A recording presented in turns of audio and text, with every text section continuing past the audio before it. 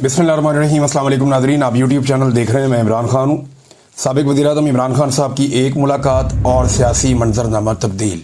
यानी जो लोग माफ़ियों की बातें कर रहे थे, ये कह रहे थे कि इमरान खान साहब चलो माफ़ी मांग लें, चलो अफसोस का इजहार कर लें, चलो इमरान खान साहब इतना ही कह देंगे कौम से शर्मिंदगी है या कोई माफ़ी है।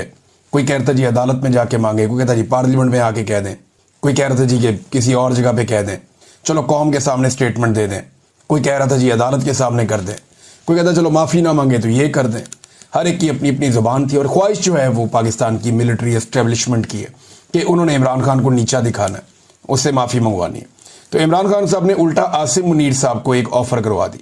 उन्होंने कहा जी आसिम मुनीर साहब मेरे से माफ़ी मांग लें, मैं माफ़ कर दूंगा। और ये एक बड़ी शानदार ऑफ़र है।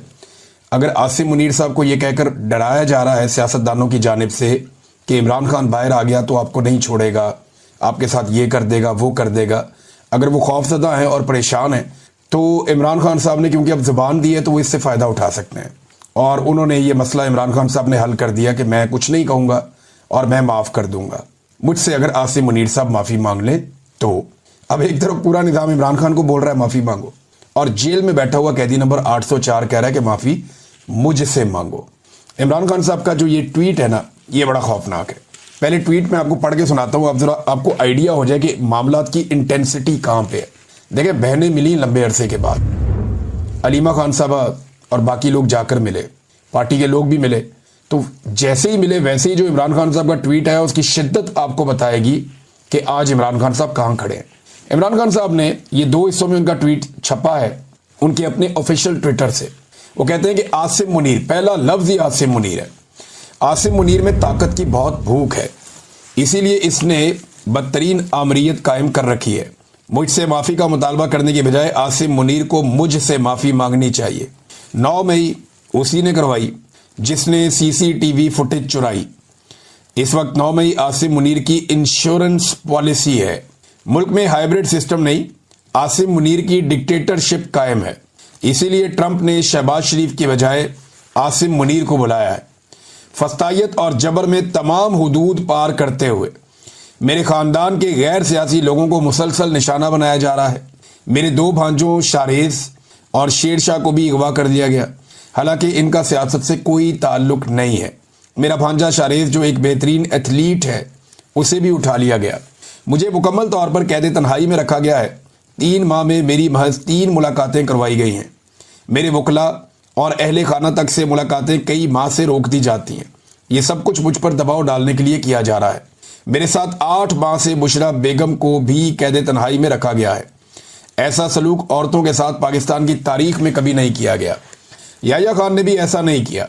फैसल बाडा जो एस्टेब्लिशमेंट का तर्जुमान है, उसने बुशरा बेगम के हवाले से बयानात दिए कि वो मुझसे अलहदगी इख्तियार कर लेंगी। बुशरा बेगम पर दबाव डाला गया कि मुझसे अलहदगी इख्तियार कर लें मगर वो मेरे साथ खड़ी है। इससे पहले जब आसिम मुनीर को DGISI के ओहदे से हटाया तो उसने जुल्फी बुखारी के जरिए बुशरा बेगम से राब्ते की कोशिश की, लेकिन उन्होंने इनकार कर दिया। इसीलिए आज उनके साथ ये बदतरीन सलूक किया जा रहा है। उन्हें कैद तन्हाई में रखा गया है। उनको ख़राब हालात में रखे जाने पर करंट लग चुका है और ज़ख्म आ चुके हैं। उनको इस्तेमाल के लिए गंदा पानी दिया जाता है। इन पर हर तरह का जुल्म जारी है।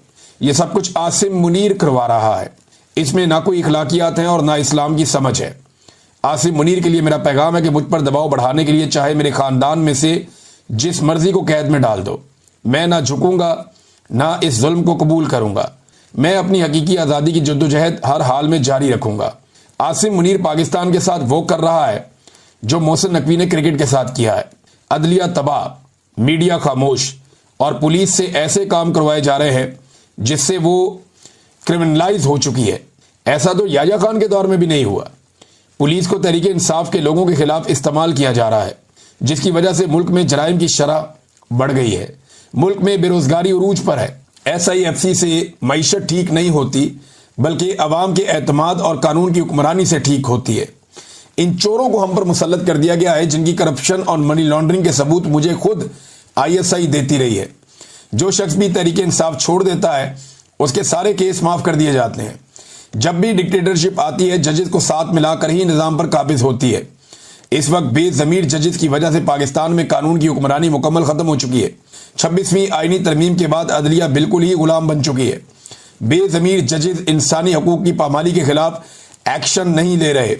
اگر ہمارے ججز ضمیر کے ساتھ کام کرتے، پاکستان کے لوگوں کو انصاف دیتے، ان کو خوف ہوتا کہ یوم محشر اللہ کو حساب دینا ہے، تو یہ جو ظلم جو ہو رہا ہے یہ کبھی نہ ہوتا۔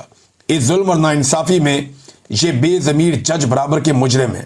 اب ٹویٹ کا دوسرا حصہ عمران خان صاحب کہتے ہیں کہ علی امین گنڈا پور کو سپریم کورٹ جا کر مجھ سے ملاقات کی اجازت مانگنی چاہیے۔